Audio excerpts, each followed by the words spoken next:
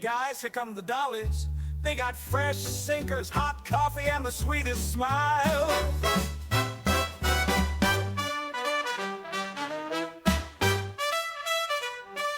Welcome back to the Clubmobile, everybody. We are so happy to have you for our quarterly book club recap. Hi, everyone. And Hello. back with us again, third girl in the truck, Sage. Hi. I'm so happy to be back. We're very excited to have you back, as always. As always. So, we hope you guys did your reading. It's not a school project. You know, this is not like an official assignment, but we hope everybody listening did their reading. they were really good ones. They were. They were great last time. They're great this time. Yeah. I think we just keep picking great books. We just keep picking great books. We've got an as a little, as a little reminder, the 4 books that we chose for this quarter were American Fly Girl by Susan Tate Ankeny, War Through the Hole of a Donut by Angela Pesch, Dear Mother and Daddy by Marie Mountain Clark, and Damn Lucky by Kevin Mora. We're just going to go down the list and each leave our own individual reviews. After listening, feel free to leave your own reviews on the story graph. We'll probably pop that back on the Instagram story when the episode releases. Or send us a message with what you thought. We're always curious to know what you guys think, so don't be afraid to message us. There are coffee and donuts here, guys. You can message us. It's okay. We're very friendly. We're very friendly. And we're happy to talk to everybody. So, Winnie, what did you think of American Fly Girl? Because I know you and I read this separately earlier in the year, leading up to the interview that we did with Susan Tate Ankeny. So, reading it again, what did you think? I felt like I loved it the first time, and I seemed to love it even more the second time because I know so much more about her in comparison to the first time. So again, it was like kind of revisiting an old friend, and there was some things that I had missed the first time that Susan had told us in her episode, that when I reread the book I was like, oh, I somehow had skipped over it the first time, because when I read sometimes I glaze over and then I'm like 2 pages further away than I should be. There was like certain aspects of it that I hadn't clocked the first time. So reading it again was excellent, and I was just as emotional the second time as I was the first time when Hazel comes to, you know, she gave her life for her country. Still just as emotional as I was the first time, because she was just great. She was just excellent, and she was so fun. And yeah, I loved it. I will always love it. I will probably go back to it after this and do it a third time and find more things that I love about her. But yeah, she is very much 5 stars. 5 stars. She is very much like an old friend. I think she just going back to her story feels comfortable, like sitting with an old friend. And I know I said this when we spoke to Susan back in the spring, that, you know, you can almost hear her going, you know, what's what? She never said, you know, what are you doing? Or what's up? She was like, what's what? So what's what? And you can almost hear her, like when you open the book, like, you know, she's asking you, like, you know, well, what's what? What are you reading now? What are you doing? And she wants to tell her story to you. She wants you, the reader, to know what she did. And I definitely agree that it's so emotional at the end when you get to the point where she gives her life for her country, and not just because she loses her life in such a tragic accident, but she gave her life for a country that at the time did not recognize her as somebody serving their country. And I think that's the bit of it that really always gets me like right in my throat. Oh my God.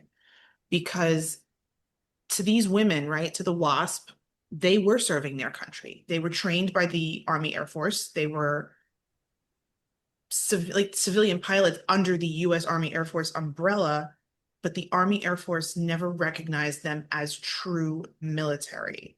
They were just, these are the girls that are ferrying planes. These are the civilian women that are ferrying planes. There was no military burial. There was no benefits nothing to help her family at the end. And that's, I think, the part that chokes me up the most, is that she never got to see the reward in the 70s at the end, right? That the women do eventually become militarized. Yeah. And it's that premonition that she has right before she dies that gets me, Oh, where she yes. thinks, she says, Oh, I'm yeah. never gonna see my husband again. I don't think he's alive. And it's the truth. It just happens to happen the opposite way, where The she's the opposite one way, that yeah. loses her life and he has to live with that then. And it's very, very sad. For such a beautiful story and a beautiful life lived, her ending is so tragic. Mhm. The bit that always chokes me is that one of her friends from her WASP class, or I think it's someone she was sent to a base with ferrying the planes, is that she drove her car and it still had Hazel's husband's helmet Oh, in the his rear. bicycle, Oh, his yeah. motorcycle helmet His in the Yeah. back. yeah. Yes. My God. And then Oh, that, ugh. there's such another layer to her not being recognized, in terms of, to a lot of Americans, she was just an Asian girl. It didn't Yes. matter that she was Mhm. Chinese. At the Mhm. time, if you were Asian, you were instantly Japanese. Um, so there's You that were layer instantly of, associated with the you enemy. were instantly, yeah. Yeah. So there was also that second layer of not being recognized, in terms of just how she was born. Yeah. There's not many examples of Mhm. that in the book, but I feel like that was probably something that she also had to deal with. She grappled with Sage, it, how I'm did you feel sure. about it? Sage, how did you like it? I loved it. Such a gorgeous book. I went into it not knowing anything about Hazel. So I had no idea how her story ended. So getting to that part was a bit emotional. Mm, Yeah. But she she just seems like such a gorgeous person. And mm, she I feel like she was just so loved. You could tell that all of yes. her WASP classmates and just everyone she encountered really truly loved her. Yeah. Yeah. Did you feel like this is how I felt? Did you feel like Hazel was kind of over Susan Tate Anthony's shoulder, telling her the story to tell Yeah, us the Mhm. story? Sort of like absolutely. Yeah. whispering in her ear, like, "Hey, tell him this," or "Hey, tell him that." Because Yes, that's how I always absolutely. feel when I read it, is that Hmm. she's just tell them everything. Don't And then forget this part. especially at the end with the afterword from the author, she also counts Hazel as her friend, because she knows so much Hmm. about her, which I find incredibly sweet. Yeah. Yeah. I'm giving it 5 stars. I mean, I was going to from the first time I read it, but I'm just Yeah. telling everyone now. It's 5 from me. 5 from Oh, me. 5 from me. Perfect. Okay, so So the second book was War Through the Hole of a Donut by Angela Pesch, which is a series of letters that Angela wrote home to her family while she was serving as a Clubmobile girl in the Red Cross, which I found, I mean, look, you guys know, right? We have a soft spot for the donut dollies. If it wasn't Who could already have guessed? obvious, I think we have a soft spot for the dollies and the girls that served in the Red Cross. I really loved the first person account from Angela through the Mhm. war and, her getting to England and being on the trucks and writing home and asking for, can you send this? Can you send that? Hey, I haven't had a letter from so and so. Make sure they send a letter. Please tell my sister that I'm sorry that my Christmas gifts are delayed. Or I love that kind of first person account in a book. I'm finding that as we read more, that a lot of these World War II books are firsthand accounts and letters written, Mhm. which is not something I thought initially I would enjoy reading, but I really am finding that the letter format is something that is, it's very informative, but it's also very personal and it's very giving. Yes. Mhm. Um, and I like that she kind of works her way through the Red Cross ranks where she's not on the trucks so often. Hmm. She's more Mhm. in the office and she's working in, organizing what's going on with the trucks and bringing girls in and making sure that her girls get leave and making sure that everybody's kind of taken care of. She kind of becomes this like mother, Yes. like this Yeah. mother of the Dollies type of thing. Yeah. Um, She feeds them, she keeps them warm, she makes sure that they they have, all she makes have sure they have adequate beds. housing and Yeah, and even if he, it means herself suffering at some yes, points. Mhm. yes. I really, really enjoyed Angela's book Yeah. to the I point also where I really think I want my love, mother to read Mhm. it because my mother oh, doesn't no, really she would love read. it. My mother doesn't really read a lot of books to begin with. And I think that giving her for the first time like a straight up history book would Mm. probably throw her a bit, but I think that Angela's book would be a good place for her to start. And I'm like really Yeah. considering having my mom read this one. Yeah.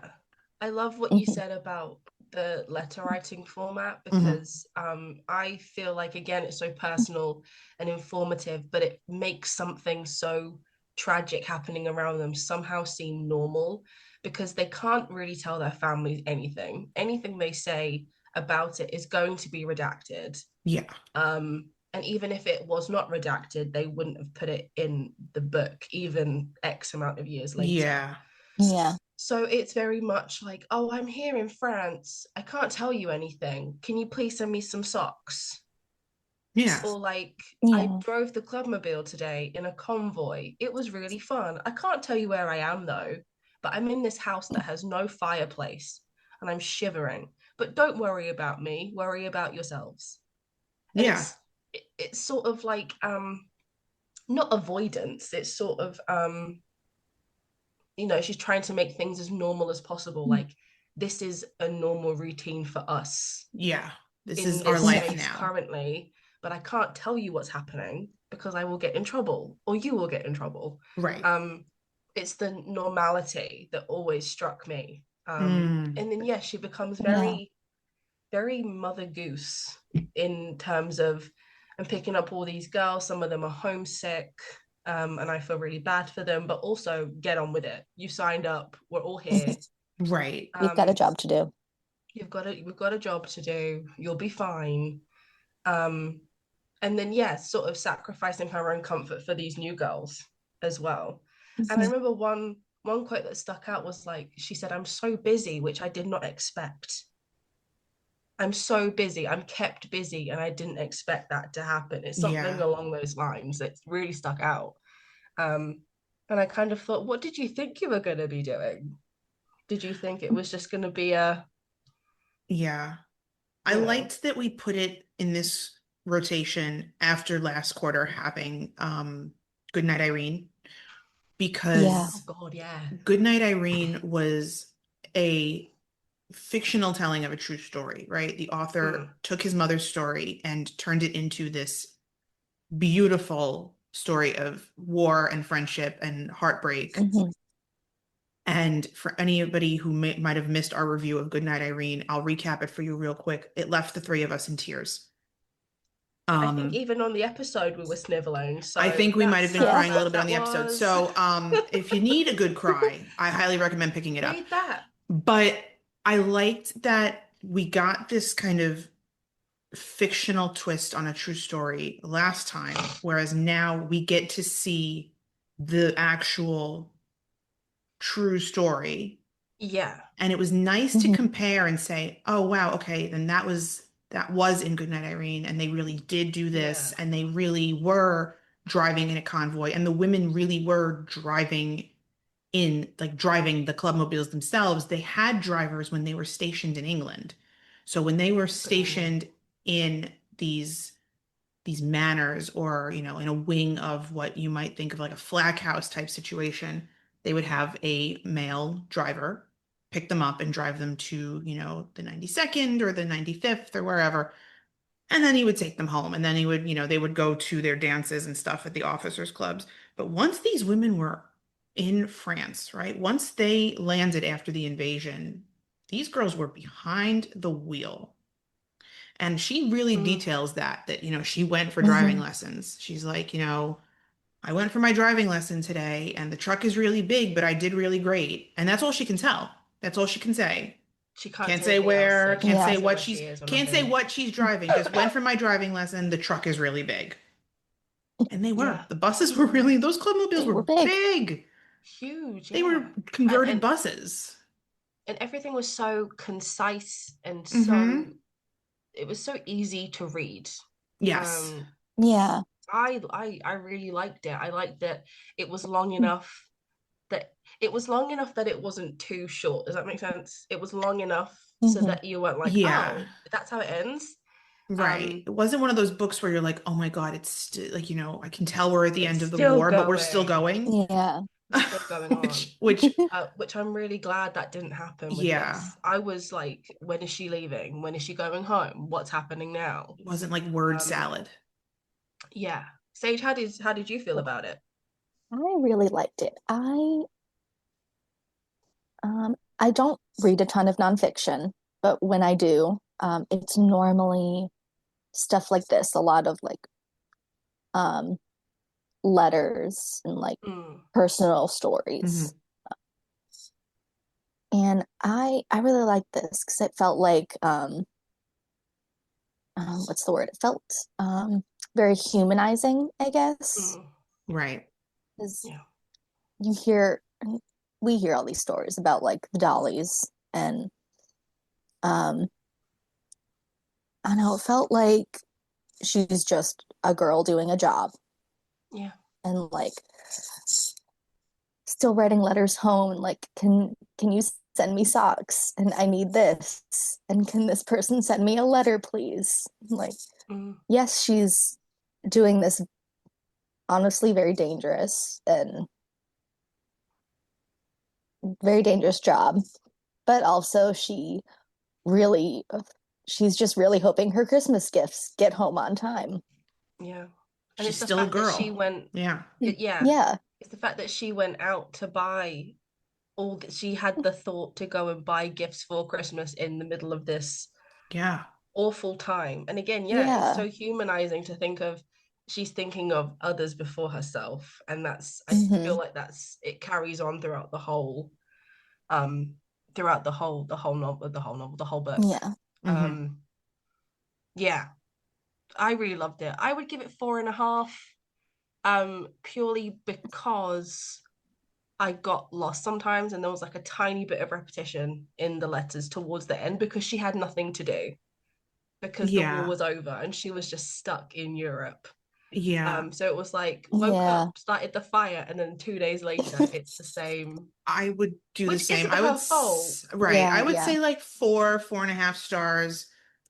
And again, I think it's because a lot of times she would start a letter to her parents or her sisters, and Oh then she would yeah, have to two like weeks later. stop and she'd be like, sorry, I never finished this, but 2 weeks ago I started writing it. And that's not her fault. That's the nature of It's just what how it she was was. doing. Yeah, That's the that's just how it timeline. goes. But me, nosy as shit, I'm always like, what happened in the 2 weeks between when you started the letter and when What you did you finished do? the letter? What were you doing? You need the It's like you Angela, have play-by-play. tell that us more. it's like that bit you've kind of missed out, like, oh hey, Hmm. sorry I didn't finish this. It's been like a month. What Yeah. happened? And then she says, I can't tell you what happened. Fuck. No. Come on. Tell me everything. But Yes. that's my only gripe is that she Yes. was just doing her Hmm. job and I wanted more. I Definitely. Hmm. wanted more from it. Yeah, I'm gonna go for 4.5. Not because of the book itself, just because No, the I last wanted 10 more. pages were the last 10 pages were woke up, started the fire. I'm still here, but I can't tell you where. Yeah. Yeah. Okay. Definitely. Next up we have Dear Mother and Daddy by Marie Mountain Clark. Marie was a WASP and she was in class 44W1. Um, if any listeners recognize the name, She was married to 100th Bomb Group pilot John A. Clark. He also has a book that we're going to be adding into the book club rotation probably next year, which we're really excited to read. So Dear Mother and Daddy, again, is a first-hand account of the war. It's letters to her parents, a very similar format to the book we have just discussed by Angela Pesch. I think it was the first one of the cycle I read, but I read it out of our cycle because I bought it with birthday money back in May. So I didn't get around to reading it a second time. But my review of it of the first time was that I love Marie. She's very gentle, very soft. And going through her time as a wasp, I also really enjoyed whenever she writes to her parents, it was sort of a play-by-play of the day. I love how at the end it's always have to go, taps, or have to go, lights out. Or she would write to them in the morning where she would hear the anthem play or the reveille play as she woke up and she'd finish the letter. And again, it was just silly stuff like, I need this dress, it's in this drawer, can you please send it to me? Or towards the end, it's, can I borrow the car? Can I borrow the car so I can drive around Texas when I'm done with this? Yeah. It was, again, very, very concise, very sweet. You can tell that she adored her parents and they adored her right back. And I don't recall reading of like any ill will between her parents where she said, I want to fly during the war. It was never like they stopped her going. I think they were very gung-ho about it. And in between that, she's going to church, she's playing in the church band. She was a professional musician for the rest of her life post-war. Was it the clarinet? Am I going insane? The flute. She was a classically trained flutist. That's it. But yeah, it was so exciting to read. Yeah, so exciting to read between being a woman pilot, she's also performing. And then when she goes home, she's going back to her previous job of teaching music. And she's always very busy. And I really liked that. Just a busy woman. And I really enjoyed it. And then when she meets John and she says that he's a bit too young for me, but I like him. And then she's dating someone else in between and it's all very cheeky. And then she says, no, I'm marrying John now. When I get home, you'll meet him. And I think the decision to marry him came from when he met her parents and he helped her dad do some like yard work and they all approved. Yeah, her parents were dairy farmers, right? Yes. I think so. They were dairy farmers. I loved her letters so much. She was, and I like, not that I liked that she was, there was less to be redacted, right? She was here in the States during the war.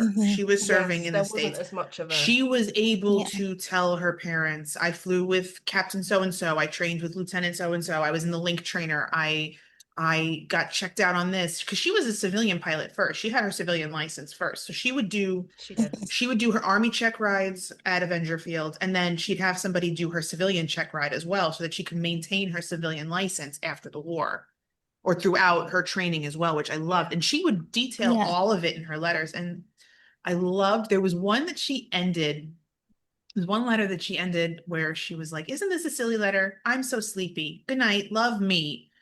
And I was just like, oh my God, she's so cute. She's so cute. She was so adorable. Cute. Adorable. Isn't this a silly letter? I'm going to go to sleep now. Is this making any sense? This is very silly. I should sleep. It's been a long day. And she would sign them all like, 5 in the morning. Me, love me. Love me. As if they had another daughter in Texas flying planes. Love me. And I like that her parents were so supportive. They went to Texas for her graduation. They were there. They watched her get her wings, which was so beautiful. And she loved her time flying. She loved her time flying in Vegas. She was stationed at the Las Vegas Air Base. She was, yeah. She loved Yeah. her time in Vegas. You could tell. She loved her friends. She Yes. loved being there. She was brokenhearted when friends of hers would die in accidents. It was raw, it was real. And Mhm. then there is this entire other side of her that's going to church, like you said, playing classical music, and just so real, right? The humanity of this woman, young girl, really, who's giving time to serve, but still a young girl at heart, right? Yeah. That still, wants to write to her mom and dad every day and tell them everything that's going on in her life. I loved it. And then I loved the third part, because the book was broken up really into three parts. There was like Yeah.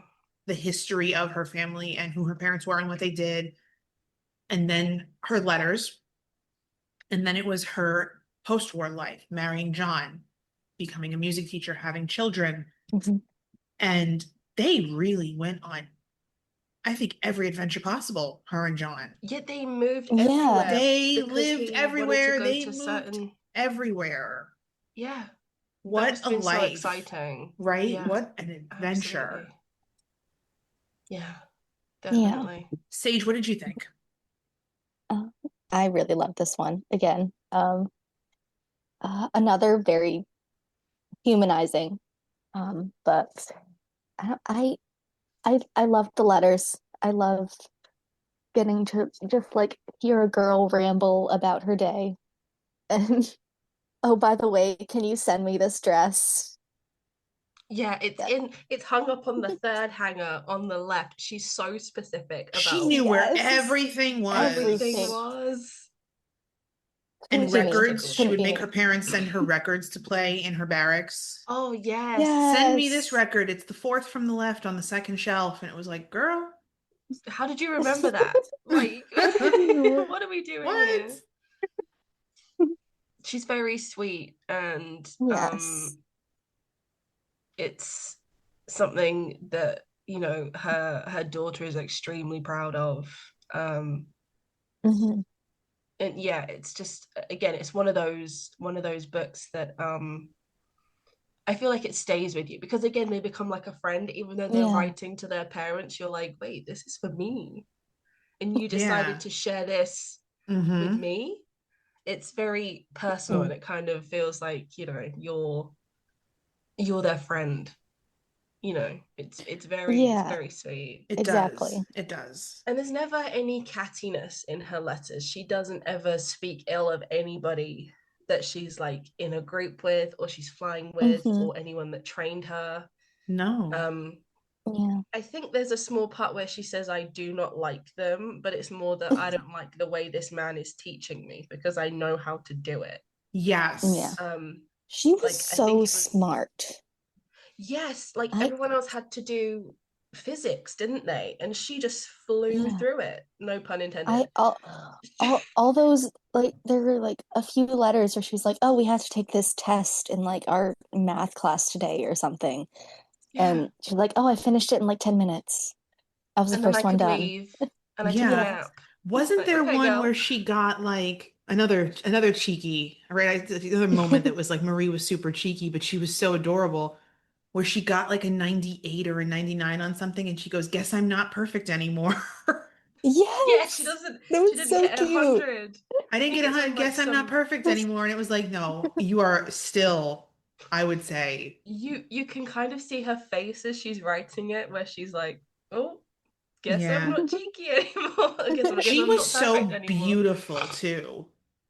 Oh, the Was. pictures She in was that book are so Oh my beautiful. The gosh. gorgeous. pictures in the book, and I mean, we say this Hmm. all the time that the pictures from back then are all just Mm, stunning. There was a look Hmm. about women and men in the 40s that was just yeah. so striking. But Marie was so beautiful. And even the back of the book has a picture of her in her WASP uniform when she's older, much, much older. Yeah. And Still, she's still got that little twinkle in she's her still got the eye. twinkle in her eye. She's still so beautiful. So cute. Stunning. And then there's one picture of her and her husband John that when I flipped through before I read it, I fell in love with completely. It's one where he's looking at her, and it's like she hung the damn moon He loved her He's so looking at much. her like, Oh, oh my they were God, this so is my cute. wife. He was also very sweet looking. Even Yes. like Mhm. pictures we've seen of him older, his face never changed. He's still very cute, Yeah. even at Yes. 100 and something. There was a group picture that got posted of John Luckadoo and him and Rasmussen at a reunion, and John still looks the same as he does in the book. It's very sweet. Yes. He also still has that little twinkle. They both Yes. had this like sparkle. It's really nice. They clicked very quick Yeah. too, and she was just very adamant that no, he's too young for me. Yeah, there was it He's was too it's not young like a for me. large it wasn't like a large age gap. No, It it wasn't wasn't. I don't massive. think so, no. 7, 8 years. But I think back then, in terms of 7 or 8 years, it was like, oh my goodness, this is Yeah. like to us now, Yeah. it's not a big deal. But I think back then, especially Back because he then. was Mhm. younger and it wasn't she was Yeah. younger, maybe Yes, she I felt a think bit Yeah. so. iffy.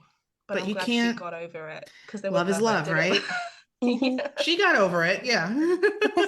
Pretty quick, especially when I think Hmm. her father said, "I like him," because there's a bit where he's at the house and they have dinner and he helps he helps her dad with yard work or something.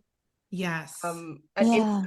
instantly her father's like, "Yes," Yeah. because I don't think he's asked to help. He just Does and he's it. still in That's uniform.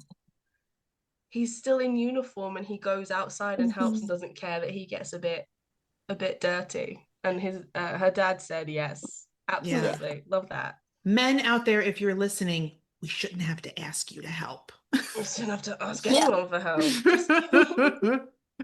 Just get You it should just done. Yeah. want to help.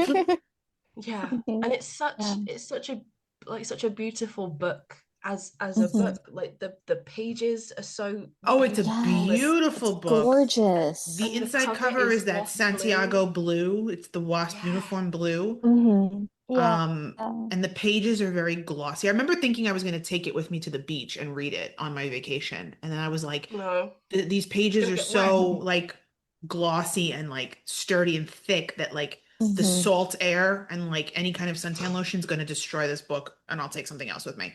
I Hmm. unfortunately had a mishap with mine. I left it on the coffee table, and as our listeners know, I have 2 children, so you guys do the math on that. Hmm. Um, they knocked my coffee just slightly off my coaster, and it sort of jiggled and flopped, and then suddenly Marie's covered in a caramel macchiato. I'm sorry, Marie. Oh, Um, but I dried it real good. It didn't make the pages like crispy. It just kind of stained a little bit, Yeah, but that's my that's own fault. That's my bad that I put it on a table at eye level of children next to a coffee. Like that's my bad. Um, the but book yeah, has a a story now. beautiful book. Yeah, a beautiful book, it and it was is. a Hmm. it was her choice to make it so. Yes. It Yeah. was her idea. So, I'm very um, fortunate. I think I bought mine on Amazon. I'm me too. so Yeah, and there was like sorry three Yeah. to left. Eloise and your family if you hear that I bought it on Amazon, but I was desperate to buy it. Yeah, And you I couldn't find it anywhere scooped Yeah. it else. up at the first place I could find it. My copy is signed by Marie. And it's Yes, got it's her out. sweet Yeah. autograph on the inside. Hmm. Mine is signed by Marie. So kudos to whoever secondhand sold it on Amazon to me. Tough shit, you're never getting that back. Never I get will it back. No, never thank part with you. that one. Uh-uh.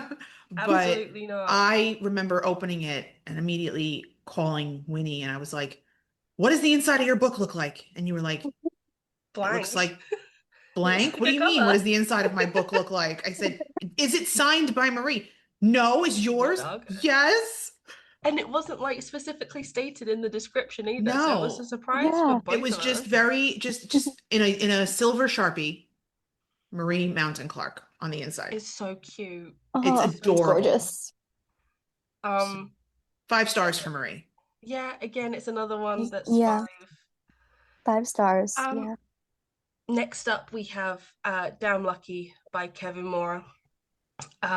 This is the story of pilot John Lucky Luckadoo, who was stationed at Thorpe Abbotts with the 100th Bomb Group. Um, and he did not write this book until he was, Gabby, 97, 98. He began the process with Kevin during lockdown, from what I understand. Yes. So 5 years ago, Don't forget that. 98, Yeah, 98. 97, He did not 98. want to. For Yeah. those listeners who do not know, John Le Carré recently passed away at the age of 103. Don't forget that and a half. He was very picky Yes, about John, that yes, and Lucky a was half. very picky about the half. You had to say 103 and a Had to half. say 103 and a half. He was very specific about that half. That half made a big difference. I'm very proud of it too. He was very proud of the half, as he should be. As he should be. That's what a a life. what a life. Mhm. It's an excellent account of the war, and you can tell that even though it's written so many years later, you feel like you're right there with him. You're Yes. still just as scared as he was.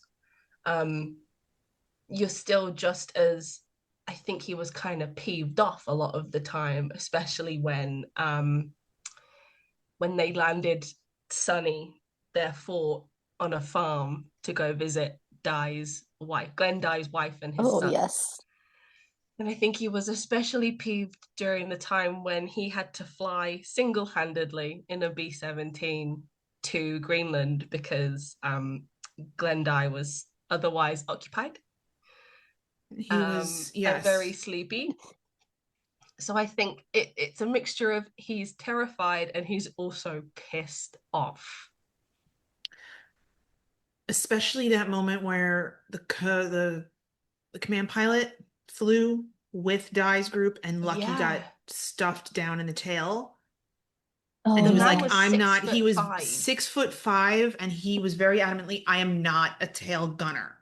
I am not I'm a I was not trained for this. I am not a tail gunner. Mhm. And he came out of that mission and he said, I will never do this again, which is, I mean, Never again. he stood by his convictions, which not a lot of men during that time, not a lot of men that are in the war. I feel like maybe you don't have the ability to stand by your convictions because you, in a sense, belong to the army, right? You belong to the Air Force. Yeah. You don't sometimes have a choice. And he made sure that he stood by his convictions, which is so, he should have been so proud of that. And I know that he was, but it's a reason why Dye and his crew finished their 25 missions first. They finished it so and Lucky quickly didn't go home. They finished in 43. They were like in and out very quickly.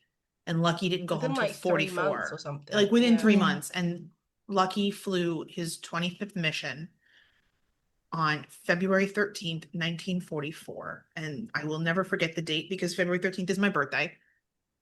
And that is like just so cool that he did that 40 something years before I was born. But and he flew, he went home later. Yeah.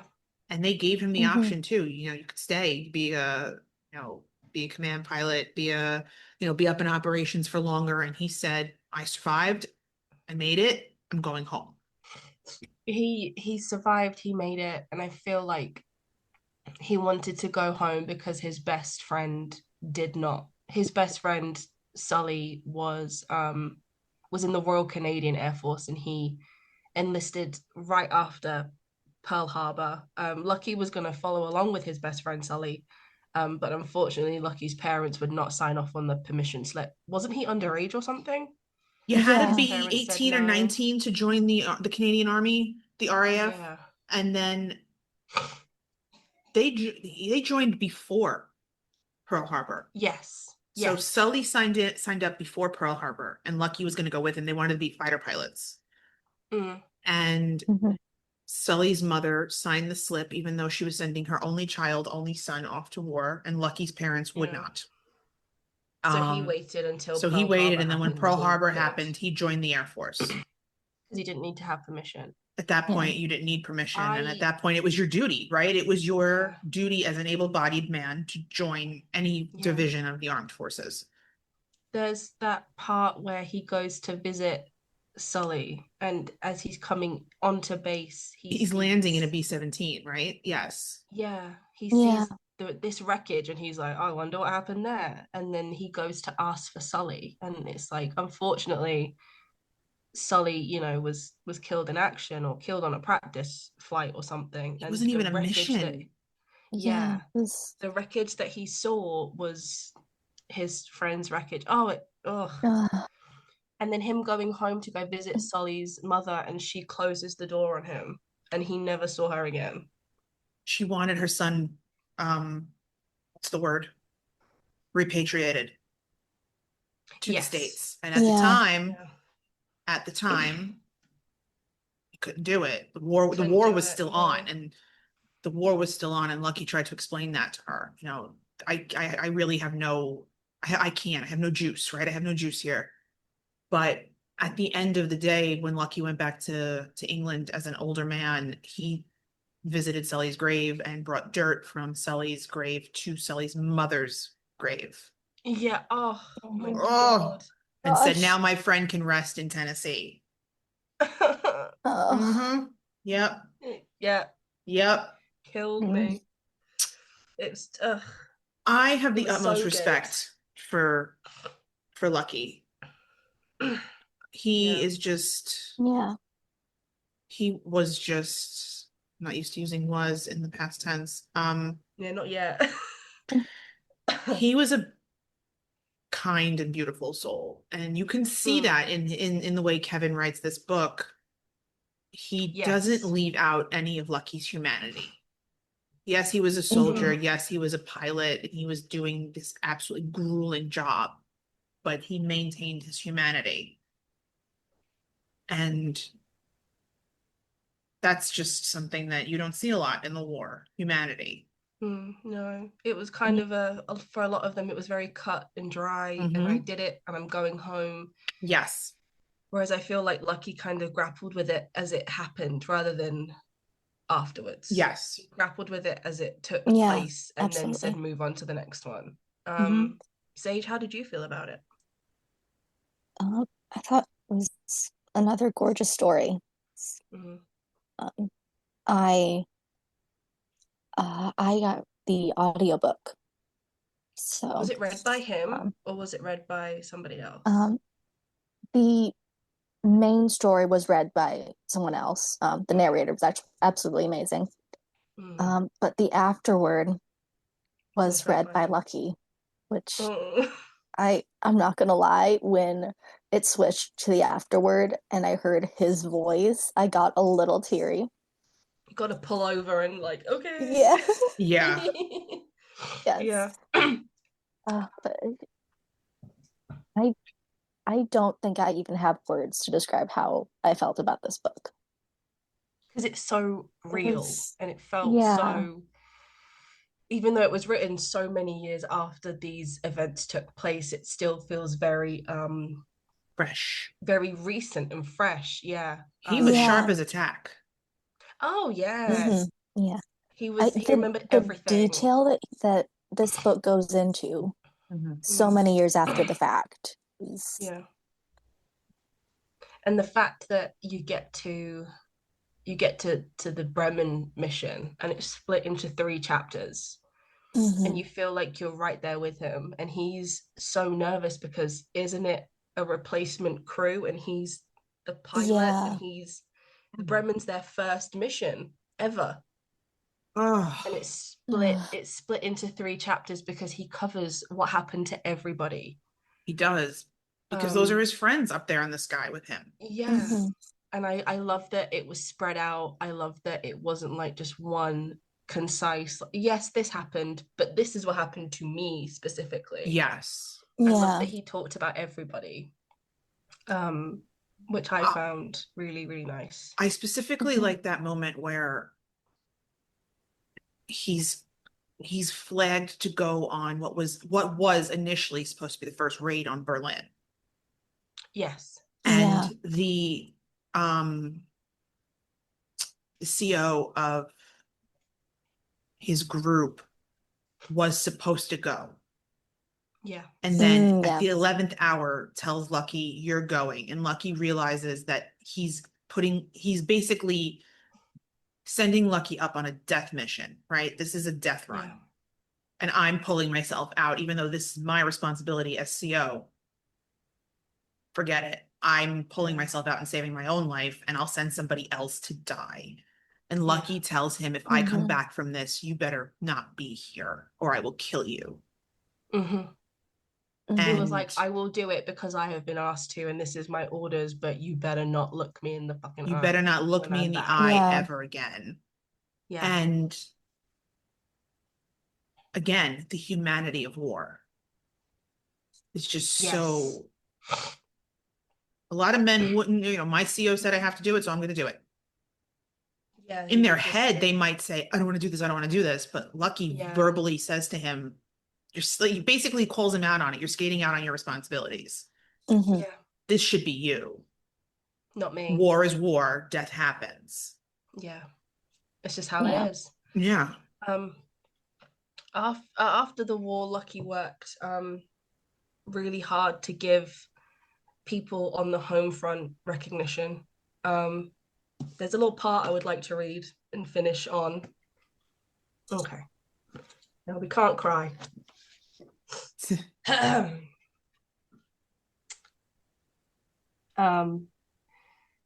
We found ourselves thrust into a world war, proudly answering the call to defend our freedoms. They dubbed us the greatest generation, but we veterans of World War II consider only those who gave the last full measure to be the true heroes. But they weren't the only heroes. As a result of the Japanese attack at Pearl Harbor, the United States was galvanized into action, not only in mobilizing its military manpower, but also the civilian population to ratchet up its enormous production capacity. It was unlike anything the world has ever seen. Without that unfailing and unprecedented contribution and support, we would never have prevailed. And yet we have failed to acknowledge it adequately. A national day of recognition for our home front heroes remains one of my lifetime ambitions. Every frontline veteran of war feels an eternal debt to all those civilian supporters who not only sacrificed to outproduce the world, but kept the home fires burning so we had a home to return to and fight for. Surely such recognition and expression of appreciation is long overdue. And I found it very sweet that he worked so hard and he loved what we were doing. And we can't cry. We're not allowed. Days we were all crying.